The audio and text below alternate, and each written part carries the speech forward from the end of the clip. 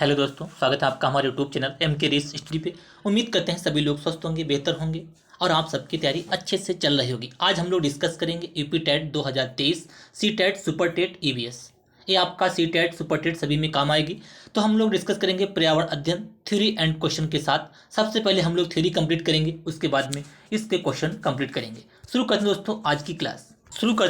आज की क्लास भारत का संविधान, कॉन्स्टिट्यूशन ऑफ इंडिया।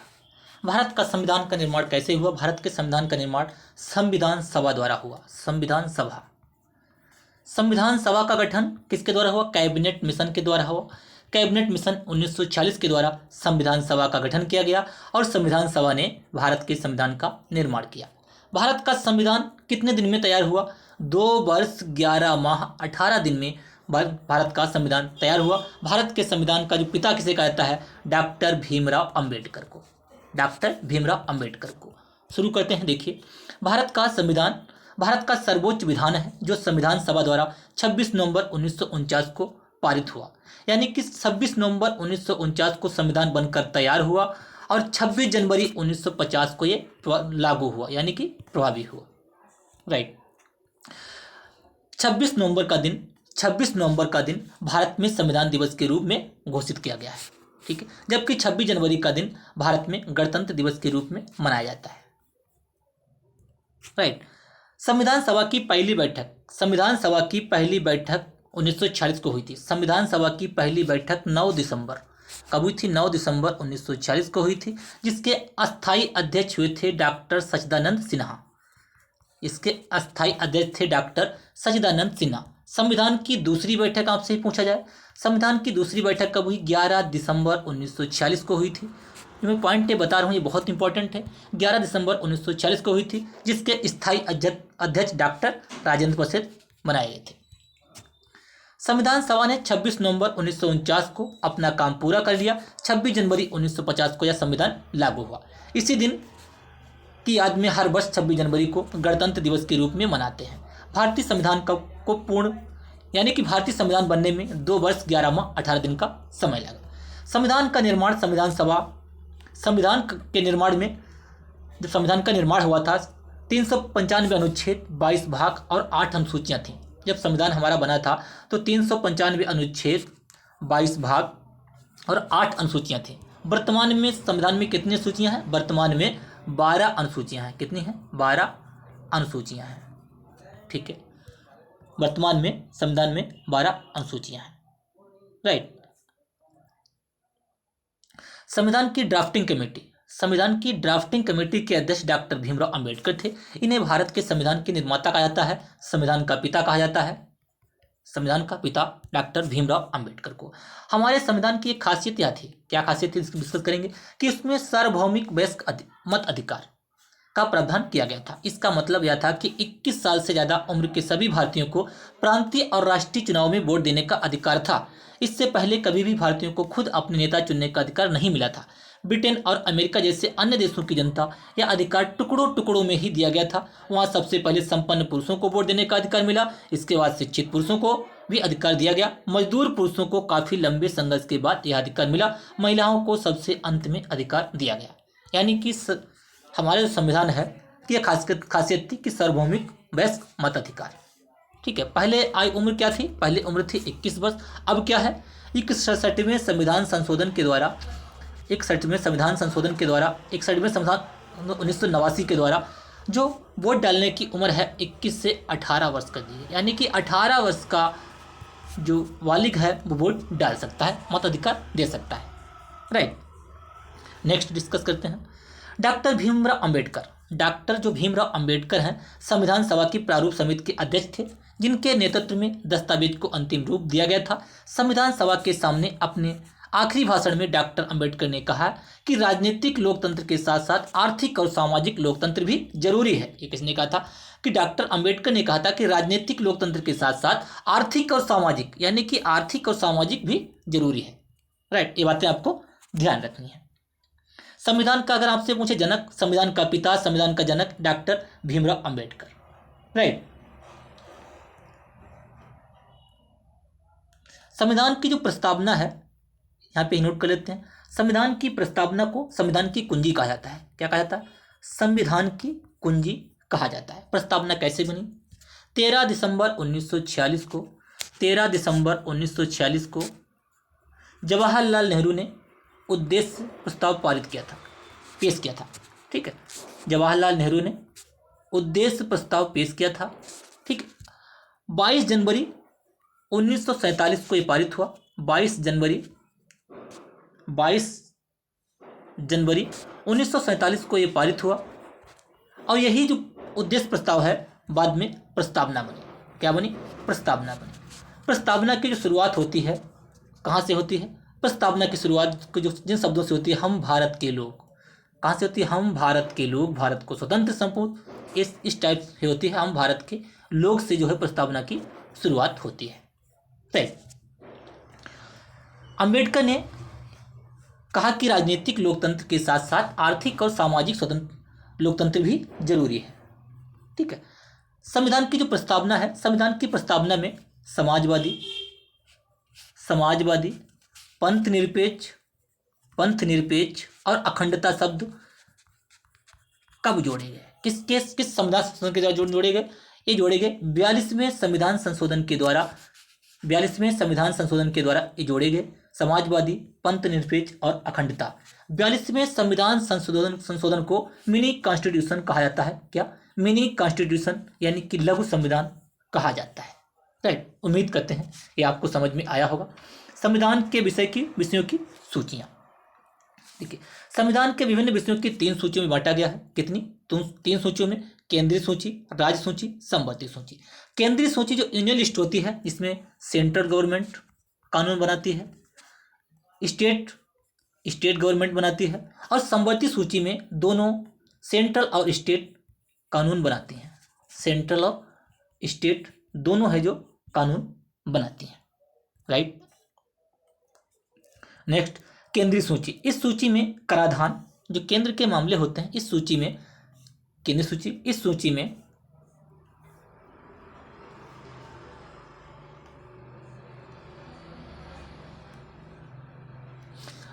में कराधान, रक्षा, विदेशी मामलों आदि को रखा गया है। ये विषय केवल जो केंद्र सरकार के अधीन थे। जनगणना हो गया आपका, इसमें क्या हो गया? जनगणना, बैंकिंग, रेलवे, ये सारे जो है केंद्रीय सेंट्रल गवर्नमेंट के अंडर में आते हैं, केंद्रीय सूची में आते हैं। राज्य सूची, इस सूची में शिक्षा और स्वास्थ्य जैसे विषय लिए गए हैं जिनकी जिम्मेदारी मुख्य रूप से राज्य सरकारों के ऊपर थी। ठीक है, इनकी जिम्मेदारी मुख्य रूप से राज्य सरकारों के ऊपर थी। राइट, नेक्स्ट, संवर्ती सूची। इस सूची में वन कृषि आदि विषयों को रखा गया है जिनके बारे में केंद्र और राज्य सरकार दोनों संयुक्त रूप से फैसला ले सकते हैं। शक्तियों का बंटवारा। संविधान के अनुसार शरीर के 3 अंग हैं। डिस्कस करते हैं कौन कौन है। विधायिका, कार्यपालिका और न्यायपालिका। विधायिका, कार्यपालिका और न्यायपालिका। कौन कौन अंग हैं? विधायिका, कार्यपालिका और न्यायपालिका। विधायिका में हमारे निर्वाचित प्रतिनिधि होते हैं। क्या होते हैं? विधायिका में हमारे निर्वाचित प्रतिनिधि होते हैं। कार्यपालिका ऐसे लोगों का समूह है जो कानूनों को लागू करने और शासन चलाने का काम देखते हैं। जो कार्यपालिका जो होती है, ऐसे लोगों का समूह है जो कानूनों को लागू करने और शासन चलाने का काम देखते हैं। न्यायपालिका विवादों को सुलझाने का एवं अपराध कम करने का काम करती है। जो न्याय दिलाती है वह है न्यायपालिका। मौलिक अधिकार, अब हम लोग डिस्कस करेंगे फंडामेंटल राइट्स। सबसे पहले मौलिक अधिकार कहाँ से लिए गए हैं, किस भाग में है? सबसे पहले मौलिक अधिकार किस भाग में है, कहाँ से लिए गए हैं, कितने मौलिक अधिकार हैं? ठीक है, इसके बारे में डिस्कस करेंगे। मौलिक अधिकार भाग 3 में कहाँ से लिए गए भैया? ये अमेरिका से लिए गए हैं। कहाँ से? अमेरिका से लिए गए। कितने मौलिक अधिकार हैं? वर्तमान में 6 मौलिक अधिकार हैं। पहले कितने थे? 7 थे, एक हटा दिया गया है, वो है संपत्ति का अधिकार। संपत्ति का अधिकार हटा दिया गया है। ये अब 31A से ट्रांसफर होकर 300A में पहुंच गया। ठीक है, 44वें संविधान 1978 के द्वारा मौलिक अधिकारों वाला खंड भारतीय संविधान की अंतरात्मा भी कहलाता है। डॉक्टर अंबेडकर ने कहा था कि इनका दोहरा उद्देश्य है, पहला, हर एक नागरिक ऐसी स्थिति में हो कि वह उन अधिकारों के लिए दावेदारी कर सके, और दूसरा, ये अधिकार हर उस सत्ता और संस्था के लिए बाध्यकारी हो जिसे कानून बनाने का अधिकार दिया गया। राइट। मौलिक अधिकारों के अलावा हमारे संविधान में नीति निर्देशक तत्वों का भी प्रावधान है। नीति निर्देशक तत्व कहाँ से लिए गए हैं? ये लिए गए हैं भैया आयरलैंड से। भाग 4 में 36 से 51 तक। ठीक है। मूल अधिकार कहाँ से हैं? मूल अधिकार 12 से 35 तक हैं। भाग 3 है, 6 वर्तमान में है, पहले 7 थे, 1 हटा दिया गया है। 44 में संविधान संशोधन 1978 के द्वारा अब ये पहुंच गया है संपत्ति का अधिकार। राइट, संपत्ति के अधिकार। अब हम लोग डिस्कस करेंगे संसद किससे मिलके बननी होती है? संसद के लिए जो अनुच्छेद है वो 79वां आर्टिकल है। आपको ध्यान रखना है सरला। ठीक है, जो मैं बता रहा हूं आप इसको ध्यान से रखिए। सरला संसद है 79 में, 79, 80 और 81। संसद है 79 में, राज्यसभा 80 और लोकसभा 81। ये आर्टिकल आपको याद रखने हैं। सरला 79, 80, 81, संसद, राज्यसभा और लोकसभा। संसद किससे मिलकर बनती है इसके बारे में डिस्कस करेंगे। संसद राज्यसभा, लोकसभा और राष्ट्रपति से मिलकर बनती है। ठीक है, नेक्स्ट आगे डिस्कस करेंगे। संसद भारत की सर्वोच्च विधायिका है, यानी कि संसद जो है भारत की सर्वोच्च विधायिका है। कानून बनाने का कार्य संसद का है। संविधान के अनुच्छेद 79 मैंने बताया था, 79, 80, 81 सरला। ठीक है। संसद का गठन राष्ट्रपति एवं दोनों सदनों राज्यसभा एवं लोकसभा के सदन से मिलकर हुआ। संसद जो मिलकर बनी है, संसद जो है राज्यसभा, लोकसभा और राष्ट्रपति से मिलकर बनी है संसद। 79, 80, 81 आर्टिकल याद रखिएगा। राज्यों के परिषद को राज्यसभा तथा लोगों के सदन को लोकसभा कहते हैं। राइट। राज्यसभा संसद का उच्च सदन है। कैसा है? राज्यसभा जो है संसद का उच्च सदन है। यह कभी भंग नहीं हो सकता। क्या है? यह कभी भंग नहीं होता। यह स्थायी सदन है। राइट। कैसा है? यह स्थायी सदन है। संविधान के अनुच्छेद 80, 79, 80, 81 सरला मैंने बताया, उसको याद रखिएगा। राज्यसभा में अधिकतम 250 सदस्य हो सकते हैं, जिसमें 238 सदस्य विभिन्न राज्यों से एवं केंद्र शासित प्रदेशों के विधानमंडलों द्वारा निर्वाचित होते हैं। देखिए कितने होते हैं मैक्सिमम? 250, 238। ठीक है। 12 राष्ट्रपति मनोनीत करता है। 238 जो होते हैं एक राज्यों से और केंद्र शासित प्रदेशों से नियुक्त होते हैं। ठीक है। ये 12 जो सदस्य होते हैं साहित्य, कला, विज्ञान, संस्कृत, प्रशासन, न्याय मामलों में राष्ट्रपति के द्वारा नियुक्त किए जाते हैं। ठीक है। वर्तमान में राज्यसभा में कुल 245 सदस्य कितने हैं? 245 सदस्य हैं, जिसमें से 233 निर्वाचित और 12 मनोनीत सदस्य हैं। 12 राष्ट्रपति मनोनीत करता है। इसके सदस्यों का कार्यकाल, राज्यसभा के सदस्यों का कार्यकाल 6 वर्ष होता है। विभिन्न राज्यों का आवंटित राज्यसभा सीटें संविधान की 4थी अनुसूची में दी गई हैं। ठीक है, 4थी अनुसूची में सीटों का आवंटन किया गया है। अगर आपसे पूछा जाए पहली अनुसूची में क्या है, यहीं पर डिस्कस कर लेते हैं। पहली अनुसूची, दूसरी अनुसूची, तीसरी अनुसूची, चौथी अनुसूची, 5वीं अनुसूची, 6ठी अनुसूची, 7वीं, 8वीं, 9वीं, 10वीं, 11वीं। इनमें क्या डिस्कस किया गया है, इनमें क्या बताया गया है? देखिए, पहली अनुसूची में राज्यों का संघ होगा, राज्य और उसके राज्यों के बारे में बताया गया है। ठीक है। दूसरी अनुसूची में क्या है? वेतन और भत्ते, वेतन भत्ते बताए गए हैं, इनके बारे में बताया गया है। तीसरी अनुसूची में शपथ। चौथी अनुसूची में राज्यसभा में सीटों का आवंटन। 5वीं अनुसूची में, 5वीं जो अनुसूची होती है ये SC ST के बारे में बताया गया है, SC ST के बारे में। 6ठी अनुसूची में असम, त्रिपुरा, मेघालय, मिजोरम में SC ST के बारे में बताया गया है। 7वीं अनुसूची में, 7वीं जो अनुसूची है इसमें केंद्र, 7वीं अनुसूची में राज्य सूची, केंद्र समवर्ती सूची, और केंद्र सूची, इनके बारे में बताया गया है। 8वीं अनुसूची में क्या है, 8वीं अनुसूची में भाषा के बारे में बताया गया है। 10वीं अनुसूची में, 10वीं में दल बदल के बारे, 52वां संविधान संशोधन 1985 दल बदल कानून के बारे में बताया गया है। 11वीं अनुसूची में पंचायत के बारे में बताया गया है। 12वीं अनुसूची में भैया नगर पालिका के बारे में बताया गया है।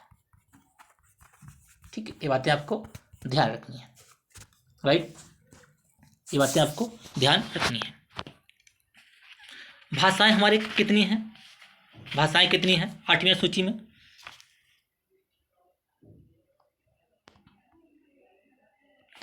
देखिए भाषाएं कितनी हैं 8वीं अनुसूची में, जो भाषाएं हैं 22 भाषाएं, 22 भाषाओं का उल्लेख है 8वीं अनुसूची में। पहले कितनी थी, मूल संविधान में 14 थी, मूल संविधान में 14 थी, अब कितनी है 22 भाषाओं का उल्लेख है 8वीं अनुसूची में। ये बातें आपको ध्यान रखनी है, इंपॉर्टेंट पॉइंट है। ठीक है, उपराष्ट्रपति राज्यसभा का पदेन सभापति होता है। उपराष्ट्रपति जो होता है राज्यसभा का पदेन सभापति होता है, परंतु वह संसद, राज्यसभा या लोकसभा का सदस्य नहीं होता है। ठीक है, उपराष्ट्रपति जो होता है वह जो है राज्यसभा का पदेन सभापति होता है, परंतु वह संसद यानी कि राज्यसभा या लोकसभा का सदस्य नहीं होता है। उपराष्ट्रपति के लिए आर्टिकल है 63, क्या है 63, राज्यसभा का सदस्य बनने हेतु योग्यताएं, और राज्यसभा का सदस्य बनने हेतु योग्यताएं, इनके बारे में डिस्कस करेंगे। वह भारत का नागरिक हो, उसकी आयु 30 वर्ष से कम ना हो। राज्यसभा के लिए 30 वर्ष और लोकसभा के लिए भैया 25 वर्ष। कितनी, 25 वर्ष। सरकार में किसी भी लाभ के पद पर ना हो, तभी वह राज्यसभा के लिए निर्वाचित होने के योग्य हुआ। अब देखिए लोकसभा संसद का निम्न सदन है, यानी कि निचला सदन है, या भंग हो सकता है, भंग हो जाता है। ठीक है, लोकसभा में संविधान के अनुच्छेद मैंने बताया था सरला 79, 80, 81। लोकसभा कितने में है, आर्टिकल 81 में है लोकसभा में अधिकतम 552 सदस्य हो सकते हैं, जिनमें से राज्यों के मतदाताओं द्वारा 530 राज्य और केंद्र के द्वारा निर्वाचित किए जाते हैं। ठीक है, 20 सदस्य केंद्र शासित क्षेत्रों और मतदाताओं द्वारा, 20 सदस्य और राष्ट्रपति द्वारा मनोनीत किया। देखिए अब देखते हैं दोबारा से, लोकसभा में संविधान के अनुच्छेद 81 के अनुसार लोकसभा में अधिकतम 552 सदस्य हो सकते हैं, जिनमें राज्यों के मतदाताओं द्वारा निर्वाचित 530 सदस्य, केंद्र शासित प्रदेशों के मतदाताओं द्वारा निर्वाचित 20 सदस्य और राष्ट्रपति निर्वाचित द्वारा मनोनीत एंग्लो इंडियन के 2 सदस्य।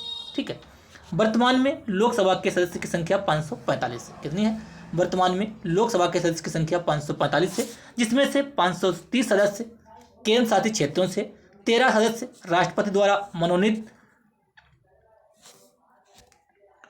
वर्तमान में लोकसभा में 545 हैं, जिसमें से 530 राज्यों से निर्वाचित होते हैं,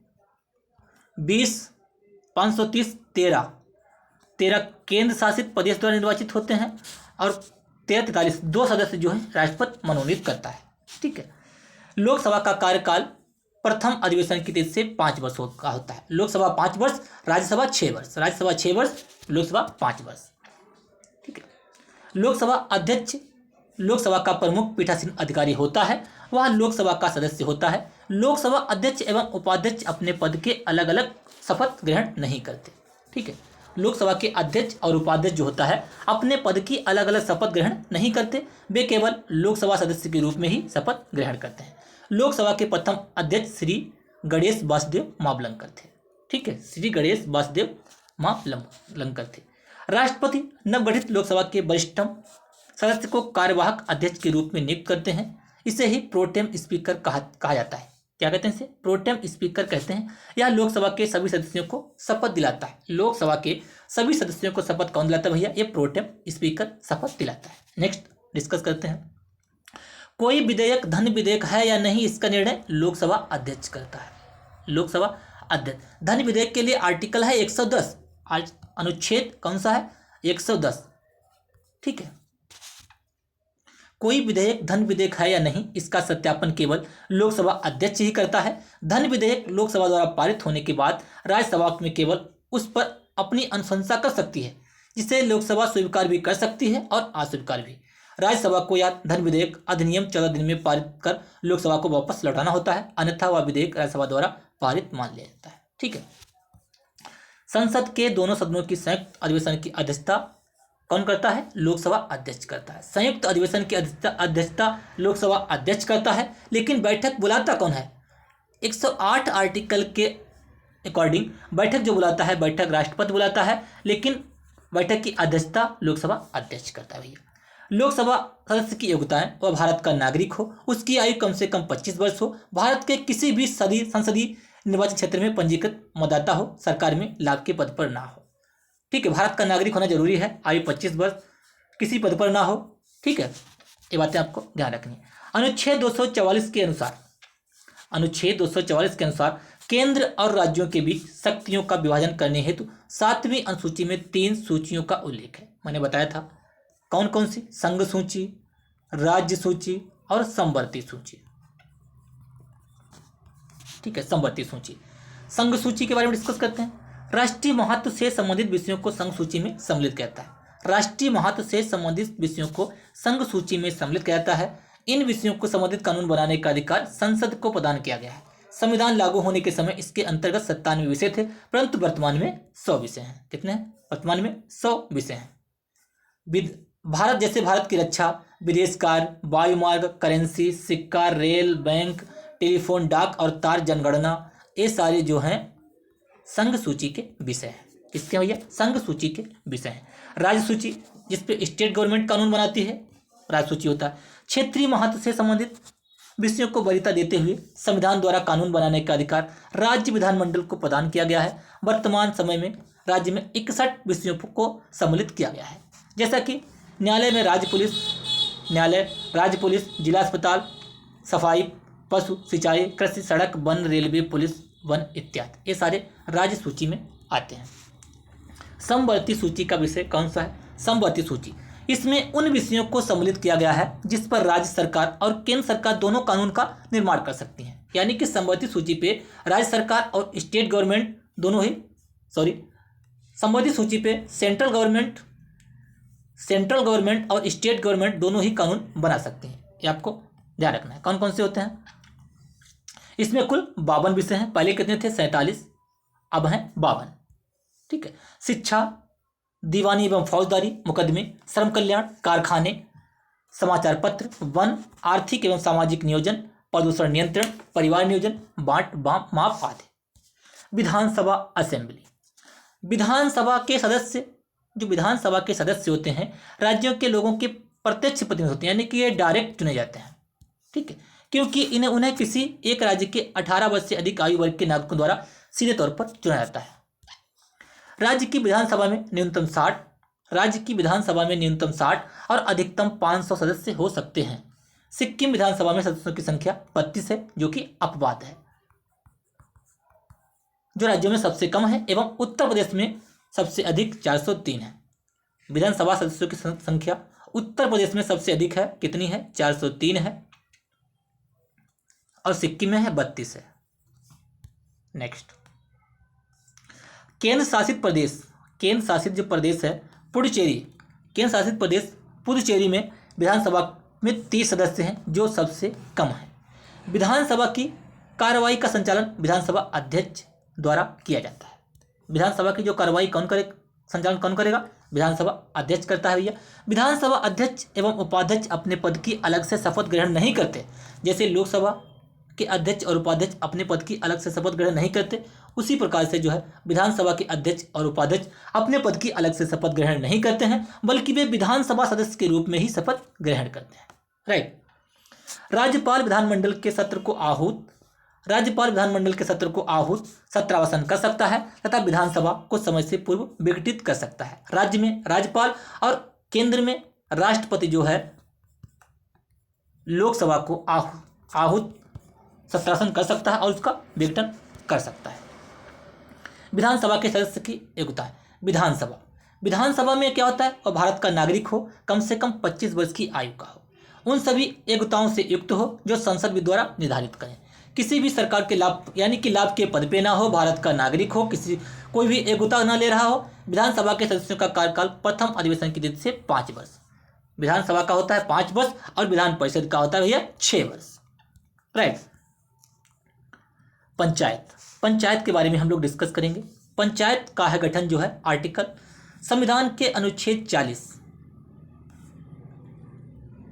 पंचायत किसमें है? भाग 9 में। भाग 9 में पंचायत का गठन किया, पंचायत के बारे में डिस्कस किया गया है 73वें संविधान संशोधन के द्वारा। ठीक है, 73वें संविधान संशोधन के द्वारा पंचायत के बारे में बताया गया है। राइट। भाग 9 के काम में नगर पालिका। संविधान के अनुच्छेद 40 के में निर्दिष्ट है कि राज्य पंचायतों के संगठन के लिए एक कदम उठाएगा। राष्ट्रीय विकास परिषद ने 1958 में प्रजातांत्रिक विकेंद्रीकरण पर बलवंत राय मेहता समिति। बलवंत राय मेहता समिति कैसी है? त्रिस्तरीय। यहाँ पे आपको ध्यान रखना है। द्विस्तरीय कौन सी है? द्विस्तरीय है अशोक मेहता। कौन सी भैया? अशोक मेहता। और त्रिस्तरीय कौन सी है? बलवंत राय मेहता। यानी कि इसमें 3 वर्ड दिए गए, बलवंत दिया गया है, राय दिया गया है और मेहता। तो 3 है, 1 2 3। तो त्रिस्तरीय है अशोक मेहता। अशोक मेहता में 2 वर्ड दिए गए हैं, 1 और 2, तो द्विस्तरीय है। इस टाइप से आपको ध्यान रखना है। भारत में पंचायती राज का सर्वप्रथम उद्घाटन जवाहरलाल नेहरू ने 2 अक्टूबर 1959 को राजस्थान के नागौर में किया था। कब किया था? 2 अक्टूबर 1959 को राजस्थान के नागौर में किया था। राइट। नेक्स्ट डिस्कस करते हैं अनुच्छेद 243 के खामे। अनुच्छेद 243 के खामे त्रिस्तरीय पंचायती राज का प्रावधान है। ग्राम पंचायत, पंचायत समिति और जिला परिषद। ग्राम पंचायत ग्राम स्तर पर, पंचायत समिति खंड स्तर पर, जिला परिषद जिला स्तर पर। ग्राम पंचायत के बारे में अब हम लोग डिस्कस करेंगे। ग्राम पंचायत जो होती है, कई कस्बे गांव आदि से मिलकर ग्राम पंचायत बनते हैं। कई कस्बे गांव आदि से मिलकर ग्राम पंचायत बनते हैं। यह गांव में पानी, बिजली, यातायात, शिक्षा, स्वास्थ्य, सफाई आदि सुविधाओं की व्यवस्था करती है। नेक्स्ट, पंचायत समिति। आसपास के कई ग्राम पंचायतों, देखिए ग्राम पंचायत जो बनती है वो कई कस्बे और गांव से मिलकर बनती है। अब जब ग्राम पंचायत मिलकर बनाएगी तो पंचायत समिति बनेगी। ग्राम पंचायतों के मिलने से ग्राम पंचायत समिति बनती है। ठीक है। पंचायत समिति, जिला परिषद, इसका भी ग्राम पंचायत एवं पंचायत समिति की तरह अपना प्रादेशिक निर्वाचन क्षेत्र होता है। ठीक है, जिसका गठन लगभग 50,000 की आबादी पर होता है। जिला परिषद, प्रत्येक प्रादेशिक निर्वाचन क्षेत्र में जिला परिषद सदस्य पद पर एक प्रतिनिधि निर्वाचित होता है। ग्राम पंचायत एवं पंचायत समिति की तरह ही जिला परिषद का कार्यकाल भी इसकी पहली बैठक से 5 वर्ष, यानी कि 5 वर्ष का अधिकतर सबका कार्यकाल होता है। राज्यसभा का 6 वर्ष और विधान परिषद का 6 वर्ष। जिला परिषद के प्रादेशिक निर्वाचन क्षेत्र में सीधे चुनकर आए सदस्यों के अलावा अन्य सदस्य भी होते हैं। राइट। जिले के सभी पंचायत समितियों के निर्वाचित प्रमुख लोकसभा और विधानसभा के सदस्य, जिनका पूर्ण एवं आंशिक निर्वाचन क्षेत्र जिले के अंतर्गत पड़ता है। राइट। ये बातें आपको ध्यान रखनी है। आते हैं जिला परिषद में। ठीक है, जिला परिषद में नेक्स्ट हम लोग देखते हैं राज्यसभा तथा विधान परिषद के सभी सदस्य जिनका नाम जिला की मतदाता सूची में दर्ज हो, किसमें आते हैं? पंचायत जिला परिषद समिति में आते हैं। पंचायती राज की प्रमुख समितियां, बलवंत राय मेहता समिति, इसका गठन 1957 में हुआ था। ये त्रिस्तरीय, कैसी है? त्रिस्तरीय पंचायत समिति है। अशोक मेहता कैसी है? 2 स्तरीय, इसका गठन 1977 में हुआ था। जीबी के राव जो समिति है, इसका गठन 1985 में हुआ था। एम.एल. सिंह भी 1986 में। 64वां संविधान संशोधन 1989 में हुआ था। 73वां संविधान संशोधन 1983 में हुआ था। 73वां संविधान संशोधन 1993 में 24 अप्रैल 1993 को ये प्रभावी रूप से प्रभावी हुआ। 24 अप्रैल को पंचायत दिवस के रूप में मनाते हैं। 24 अप्रैल को पंचायत दिवस के रूप में भैया मनाया जाता है। जो ईबीएस का जो सिलेबस है ये बहुत ब्रॉड है, क्योंकि इसमें आपका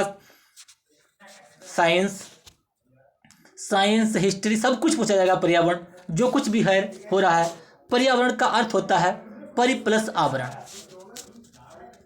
परि का अर्थ होता है चारों ओर से, आवरण का मतलब है घिरा हुआ, यानी कि चारों ओर से जो घिरा हुआ है हमारे आसपास सब कुछ जो कुछ है वो सब पर्यावरण में ईवीएस में पूछा जाता है। तो इसका सिलेबस बहुत बड़ा है, इसको हम लोग कंटिन्यू करेंगे और इसके बाद में हम लोग जो प्रीवियस के प्रैक्टिस सेट हैं उसको कंप्लीट करेंगे।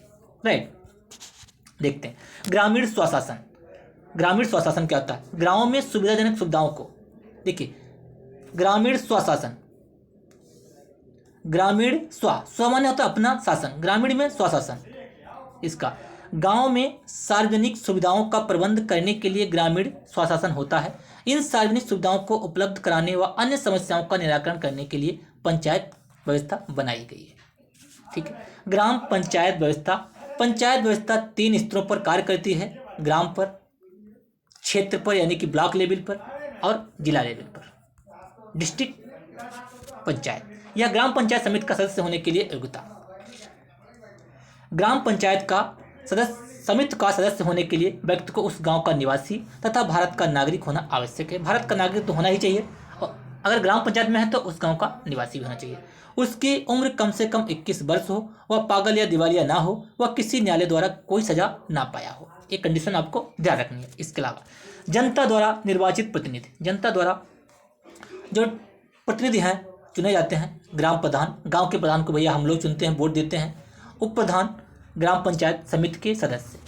राइट, सरकार द्वारा नियुक्त कर्मचारी, सरकार द्वारा नियुक्त कर्मचारी ग्राम पंचायत अधिकारी यानी कि सेक्रेटरी, उसको सरकार नियुक्त करती है। लेखपाल को भैया पेपर देते हैं हम सभी लोग, तो क्या है, लेखपाल को नियुक्त करती है सरकार।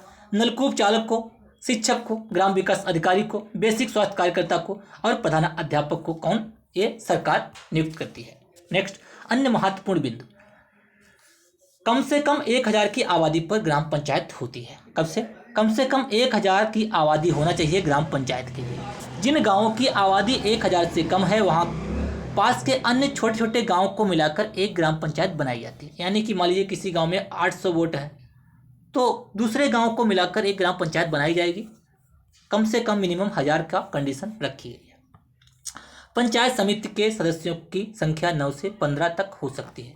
पंचायत समिति के सदस्यों की संख्या 9 से 15 तक हो सकती है। ग्राम प्रधान ग्राम शिक्षा समिति का अध्यक्ष होता है। निःशुल्क पाठ्य पुस्तक वितरण तथा विद्यालय में दोपहर के भोजन, मिड डे मील। आपसे पूछा जाए मिड डे मील स्कीम कब हुई थी? 15 अगस्त 1945।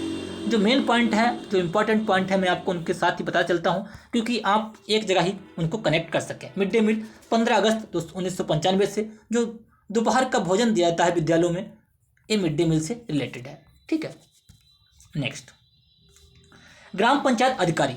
ग्राम पंचायत अधिकारी जो होता है, ग्राम पंचायत का सचिव होता है, उसे सेक्रेटरी भी कहा जाता है। वह जनता द्वारा चुना नहीं जाता बल्कि सरकार द्वारा नियुक्त कर्मचारी होता है। जो ग्राम पंचायत सेक्रेटरी होता है वह जनता द्वारा नहीं चुना जाता लेकिन सरकार द्वारा नियुक्त कर्मचारी होता है। क्षेत्र पंचायत यानी कि ब्लॉक क्षेत्र पंचायत, ठीक है, जो ब्लॉक लेवल पे होती है उसे हम क्षेत्र पंचायत कहते हैं। इसे ब्लॉक ऑफिस या ब्लॉक या दफ्तर भी कहते हैं। क्षेत्र पंचायत सदस्यों को बीडीसी मेंबर भी कहते हैं, जहाँ से बनता है भैया ब्लॉक प्रमुख। गांव में क्या होता है, बीडीसी मेंबर चुनते हैं और बीडीसी मेंबर से ही जब वोट देते हैं बीडीसी सबको, तो ये ब्लॉक प्रमुख बनता है। ब्लॉक प्रमुख ब्लॉक का मेन अधिकारी होता है। ठीक है, इसे ब्लॉक ऑफिस या ब्लॉक का दफ्तर भी कहते हैं। क्षेत्र पंचायत सदस्यों को बीडीसी मेंबर भी कहते हैं। विकास खंड के सभी गांव के प्रधान और क्षेत्र पंचायत सदस्यों को मिलाकर क्षेत्र पंचायत बनती है। क्षेत्र पंचायत समितियां, क्षेत्र की निर्माण समिति, क्षेत्र की जल समिति, क्षेत्र की शिक्षा समिति। हर एक समिति के सदस्यों की संख्या 10 से 15 हो सकती है। हर एक समिति के सदस्यों की संख्या 10 से 15 हो सकती है। क्षेत्र पंचायत के सदस्य की उम्र 21 वर्ष होती है, कम से कम 21 वर्ष। नेक्स्ट, जिला पंचायत। जिला जो डिस्ट्रिक्ट लेवल पे पंचायत होती है उसे जिला पंचायत कहते हैं। विकेंद्रीकृत पंचायती राज व्यवस्था के अंतर्गत जिस तरह हर गांव में ग्राम पंचायत, हर विकास खंड में क्षेत्र पंचायत काम करती है, उसी तरह उत्तर प्रदेश के हर जिले में जिला पंचायत काम करती है। यानी कि जनपद डिस्ट्रिक्ट लेवल पे जो पंचायत होती है उससे हम कहते हैं जिला पंचायत। गांव लेवल पे ग्राम पंचायत, ब्लॉक पे ब्लॉक पंचायत, क्षेत्र पंचायत और जिला पे डिस्ट्रिक्ट पंचायत। जिले के सभी पंचायतों को मिलाकर जिला पंचायत बनती है। जिला पंचायत के सदस्य क्षेत्र पंचायत के सभी प्रमुख जिला पंचायतों के सदस्य होते हैं। जिले के सांसद और विधायक भी जिला पंचायत के सदस्य होते हैं। जिले के जो सांसद और विधायक होते हैं वह भी जिला पंचायत के सदस्य होते हैं। नेक्स्ट, जिला पंचायत के सदस्य। जिला पंचायत के सदस्य जो होता है अपने बीच में एक अध्यक्ष, जिला पंचायत के सदस्य जो होते हैं अपने बीच में एक अध्यक्ष और एक उपाध्यक्ष चुनते हैं। जिला पंचायत के सदस्य अपने बीच में से, यानी कि जो उनके बीच में से जो सदस्य होते हैं उनमें से एक को अध्यक्ष और एक को उपाध्यक्ष चुनते हैं। जिले का मुख्य विकास अधिकारी CDO होता है, जिसे जिला पंचायत का सचिव होता है। राइट। चुनाव की प्रक्रिया। चुनाव की प्रक्रिया कैसे होती है इसके बारे में डिस्कस करेंगे। चुनाव आयोग, निर्वाचन आयोग कौन से आर्टिकल में है? 324। ये पॉइंट याद रखना, ठीक है। चुनाव की प्रक्रिया, जिला पंचायत के सदस्य भी 5 साल के लिए चुने जाते हैं। 21 वर्ष से कम उम्र का व्यक्ति जिला पंचायत का सदस्य नहीं बन सकता। जिला पंचायत की एक बैठक 3 महीने में जरूर होनी चाहिए, ऐसा नियम है। विकास खंड का कामकाज देखने के लिए जिला पंचायत अपने सदस्यों की छोटी छोटी समितियां बनाती है। यानी कि जो विकास खंड का है, विकास खंड के कामकाज को देखने के लिए जिला पंचायत जो होता है छोटी छोटी समितियों में लोगों को डिवाइड कर देता है, जिससे कि वो अपने क्षेत्र में हर जहाँ पे होते हैं उनको देखते हैं। जैसे शिक्षा समिति, सिंचाई व्यवस्था समिति, पशुपालन समिति, भूमि विकास समिति। राइट। नेक्स्ट, नगरीय स्वशासन। नगरीय स्वशासन, ठीक है।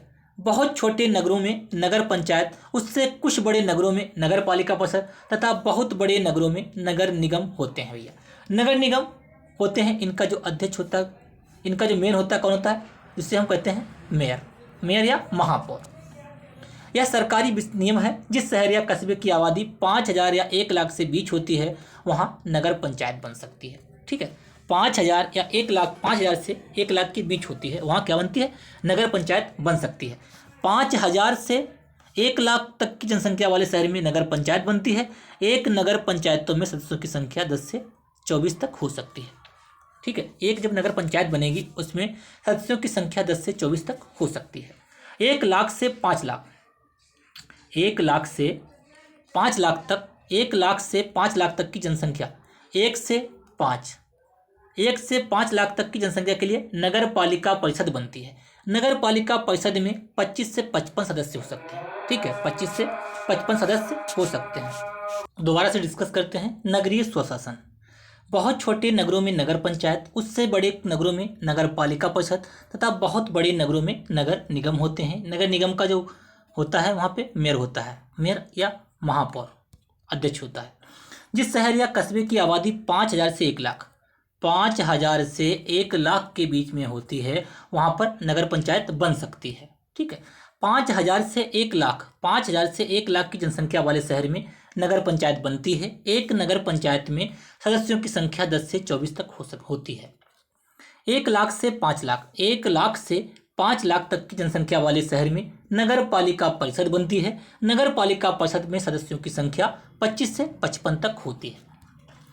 5 लाख से अधिक जनसंख्या वाले, 5 लाख से अधिक जनसंख्या वाले शहर में नगर निगम, नगर निगम भैया किसमें बनते हैं? 5 लाख से अधिक जनसंख्या वाले शहरों में नगर निगम बनते हैं। नगर निगम में सदस्यों की संख्या 60 से 110 तक होती है। राज्य सरकार नगर पालिका परिषद या नगर निगम को भंग कर सकती है, ठीक है। नेक्स्ट, नगर पंचायत। नगर पंचायत, नगर पालिका परिषद, नगर निगम के कुछ नियम कानून हैं। ये नियम कानून राज्य सरकार बनाती है। नगर पंचायत, नगर पालिका परिषद या नगर निगम 5 वर्षों के लिए बनाई जाती है। कितने वर्षों के लिए? 5 वर्षों के लिए। प्रत्येक नगर पंचायत, नगर पालिका परिषद या नगर निगम में कम से कम 1/3 महिला सदस्य और कुछ अनुसूचित जाति के सदस्य होते हैं। नगर निगम का एक अध्यक्ष होता है जो महापौर या मेयर कहलाता है, जैसे मैंने अभी बताया था, जो महापौर या मेयर कहलाता है। महापौर जनता द्वारा चुना जाता है। हर नगर पालिका परिषद का एक मुख्य कार्यपालिका अधिकारी होता है और हर नगर निगम का एक आयुक्त। मुख्य कार्यपालिका अधिकारी और आयुक्त जनता द्वारा नहीं चुने जाते हैं, सरकार द्वारा नियुक्त किए जाते हैं, ठीक है। सरकार द्वारा नियुक्त किए जाते हैं। मुख्य कार्यपालिका अधिकारी और आयुक्त जनता द्वारा नहीं, ये सरकार द्वारा नियुक्त किए जाते हैं। यदि किसी वजह से नगर निगम, यदि किसी वजह से नगर पंचायत,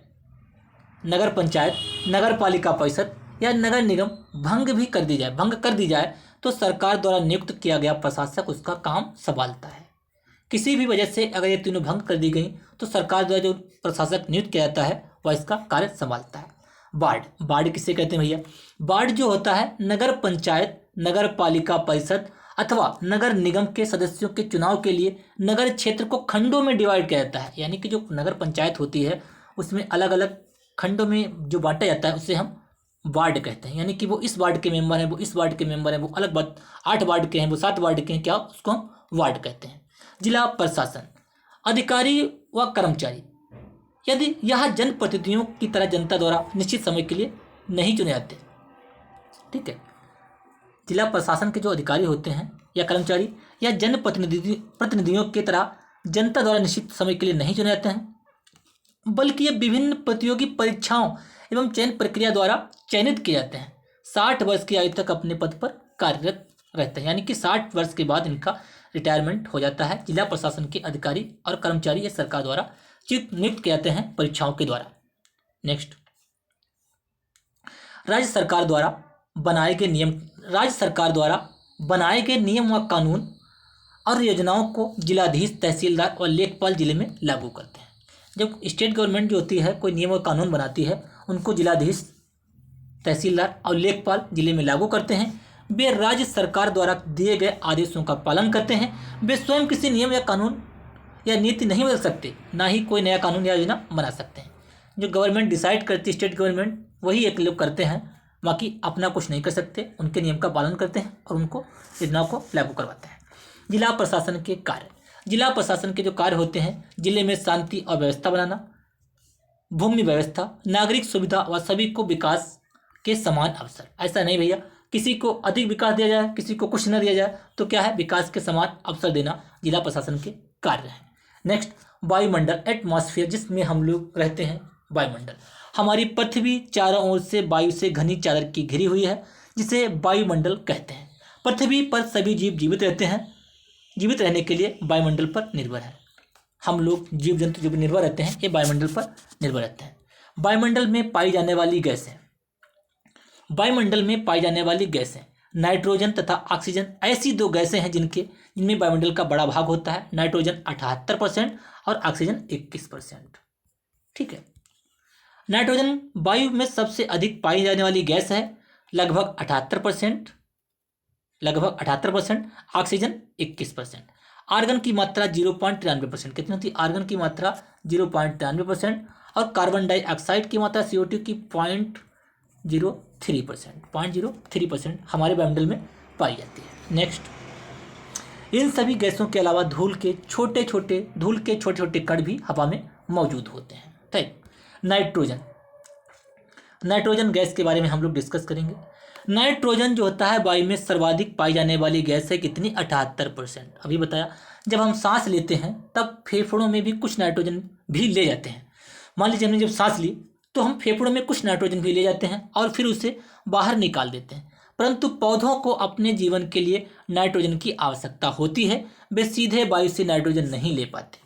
ठीक है, पौधे जो होता है वायु से सीधे नाइट्रोजन नहीं ले पाते हैं। मृदा तथा कुछ पौधों की जड़ों में रहने वाले जीवाणु, बैक्टीरिया वायु से नाइट्रोजन लेकर इसका रूप बदल देते हैं, जिससे पौधे इसका प्रयोग कर सकें। यानी कि नाइट्रोजन को ये नाइट्रेट में बदल देते हैं। ठीक है, जिससे नाइट्रेट पौधे आराम से ले सकते हैं। ऑक्सीजन क्या होती है? ऑक्सीजन की हम लोगों को बहुत जरूरत होती है, बिना ऑक्सीजन कोई मनुष्य जीवित नहीं रह सकता। ऑक्सीजन वायु में प्रचुरता में मिलने वाली दूसरी गैस है। यानी कि जो नाइट्रोजन के बाद जो पाई जाती है गैस वो ऑक्सीजन है 21% पे। ठीक है, मनुष्य तथा पशु सांस लेने में वायु से ऑक्सीजन प्राप्त करते हैं। ऑक्सीजन वायु में प्रचुरता में मिलने वाली दूसरी गैस है 21% पे। मनुष्य तथा पशु सांस लेने में वायु से ऑक्सीजन प्राप्त करते हैं। हरे पादप जो प्लांट होते हैं, पेड़ पौधे होते हैं, प्रकाश संश्लेषण के द्वारा ऑक्सीजन उत्पन्न करते हैं। इस प्रकार वायु में ऑक्सीजन की मात्रा समान बनी रहती है। यदि हम वृक्ष काटते हैं तो वह संतुलन बिगड़ जाता है। यानी कि जो पौधे होते हैं वो कार्बन डाइऑक्साइड को तो ग्रहण करते हैं और ऑक्सीजन को छोड़ते हैं, जिसको हम लोग ग्रहण करते हैं। ठीक है, मनुष्य क्या होता है? मनुष्य ऑक्सीजन लेता है, कार्बन डाइऑक्साइड छोड़ता है। पौधे कार्बन डाइऑक्साइड लेते हैं और ऑक्सीजन छोड़ते हैं, जिससे संतुलन बना रहता है। कार्बन डाइऑक्साइड अन्य महत्वपूर्ण एक अन्य महत्वपूर्ण गैस है। हरे पादप अपने भोजन के रूप में कार्बन डाइऑक्साइड का प्रयोग करते हैं और ऑक्सीजन वापस देते हैं, जैसे मैंने अभी बताया। मनुष्य और पशु कार्बन डाइऑक्साइड बाहर निकालते हैं। मनुष्यों तथा पशुओं द्वारा बाहर छोड़ी जाने वाली कार्बन डाइऑक्साइड की मात्रा पादपों द्वारा प्रयोग की जाने वाली गैस के बराबर होती है, ठीक है, जिससे यह संतुलन बना रहता है। परंतु यह संतुलन कोयला तथा खनिज तेल आदि ईंधनों के जलाने से गड़बड़ा जाता है। वे वायुमंडल में प्रतिवर्ष करोड़ों टन कार्बन डाइऑक्साइड की बढ़ोतरी करते हैं। परिमाण स्वरूप कार्बन डाइऑक्साइड का बढ़ा हुआ आयतन पृथ्वी पर मौसम तथा जलवायु को प्रभावित करता है, ठीक है। मनुष्य और जो जीव हैं, पशु, मनुष्य और जो पशु हैं, कार्बन डाइऑक्साइड छोड़ते हैं, उतने जो होता है पेड़ पौधे ग्रहण कर लेते हैं, पेड़ पौधे हमें ऑक्सीजन देते हैं। लेकिन जब ये धुआं हुआ होता है सब कुछ वायुमंडल में, तो कार्बन डाइऑक्साइड ज़्यादा हो जाती है। इससे क्या होता है, संतुलन बिगड़ जाता है, पृथ्वी का मौसम जलवायु को प्रभावित करते हैं। नेक्स्ट,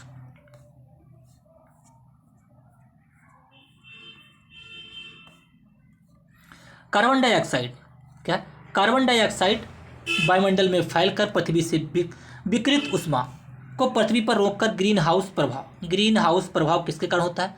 कार्बन डाइऑक्साइड के कारण तापमान बढ़ जाता है, ठीक है। इसलिए इसे ग्रीन हाउस गैस भी कहते हैं, किसको? CO2 को। और इसके अभाव में धरती इतनी ठंडी हो जाती है कि इस पर रहना असंभव हो जाता है। किंतु जब कारखानों एवं कार के धुएं से वायुमंडल में इसका स्तर बढ़ता है, तब इस पर हीट के द्वारा पृथ्वी का तापमान बढ़ता है, ठीक है। इसे भूमंडलीय तापन कहते हैं, ग्लोबल वार्मिंग। क्या कहते हैं भैया? ग्लोबल वार्मिंग, जिसमें जो टेम्परेचर इंक्रीज होता है उसे कहते हैं ग्लोबल वार्मिंग। तापमान में इस वृद्धि के कारण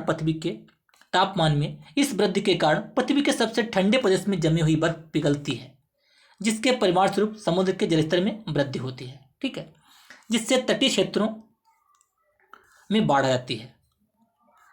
दीर्घ अवधि में इसके कारण जलवायु में अत्यधिक परिवर्तन हो सकता है, जिसके फलस्वरूप कुछ पौधे एवं पशु लुप्त हो सकते हैं, ठीक है। अगर इसकी बढ़ोतरी ज़्यादा हो जाएगी तो क्या है, कुछ पौधे और पशु लुप्त हो सकते हैं। तापमान में वृद्धि होती है ग्लोबल वार्मिंग के कारण। ग्लोबल वार्मिंग होता है तो ये सब carbon dioxide. Green house gas बहुत सारी गैसों का एक मिश्रण है।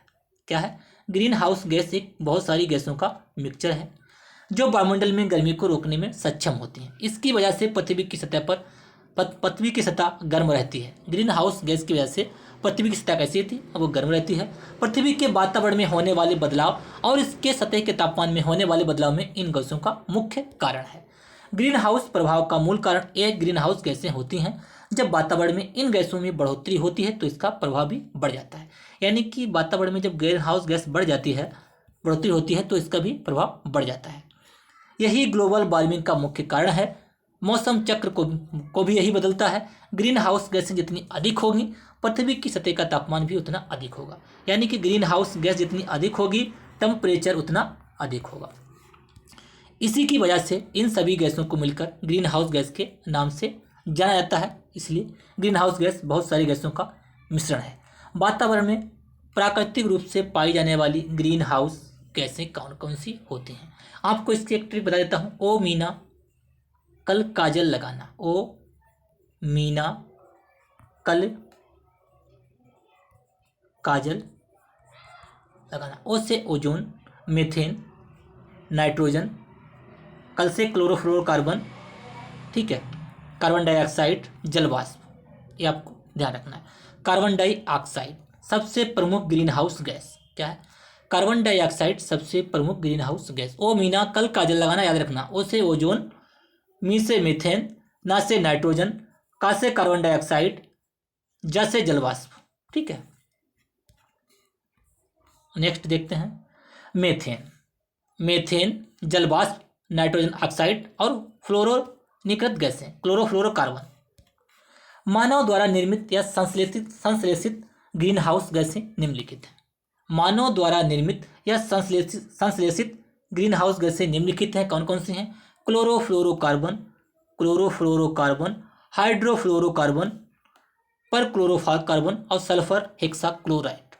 ग्रीन हाउस गैसों में वृद्धि के प्रमुख कारण। ग्रीन हाउस गैसें किस लिए भाई बढ़ रही हैं? इंडस्ट्रियल एरिया, औद्योगिकरण के कारण, नगरीकरण के कारण, पेड़ पौधे कट रहे हैं, ठीक है, उपभोक्ता आबादी संस्कृति, वाहनों में जीवाश्म ईंधनों के जलने से उत्पन्न धुआं, वनों का विनाश, इन सब के कारण जो होता है ग्रीन हाउस गैसों में बढ़ोतरी हो रही है। गर्म और ठंडी वायु, गर्म और ठंडी वायु, गर्म और ठंडी वायु, जब वायु गर्म होती है तो फैलती है और जब हल्की होकर ऊपर उठती है तो ठंडी वायु सघन और भारी होती है। कैसी होती है? ठंडी वायु जो होती है सघन और भारी होती है। जब वायु गर्म होती है, मान लीजिए गर्म हो रही भाप तो ऊपर उठती है, ठीक है, हल्की होकर ऊपर उठती है। और जब ठंडी होती है तो वायु सघन होती है और भारी होती है। इसीलिए इसमें नीचे रहने की प्रवृत्ति होती है। जब ठंडी होगी भारी होगी नीचे आएगी, जो हल्की होगी तो ऊपर जाएगी। गर्म वायु के ऊपर उठने और आसपास के क्षेत्रों में ठंडी वायु के रिक्त स्थानों को भरने के लिए वहाँ आ जाती है। मान लीजिए गर्म वायु है, यहाँ पे चली गई तो ठंडी वायु होती है, ठंडी वायु नीचे आती है, ये यहाँ पे आ जाती है, मतलब स्थान चेंज होता है। इस प्रकार एयर साइकिल चलता रहता है, इस प्रकार एयर साइकिल चलता रहता है। आज की क्लास यहीं तक। कल हम लोग डिस्कस करेंगे वायुमंडल की संरचना। उम्मीद करते हैं क्लास आपको पसंद आई होगी।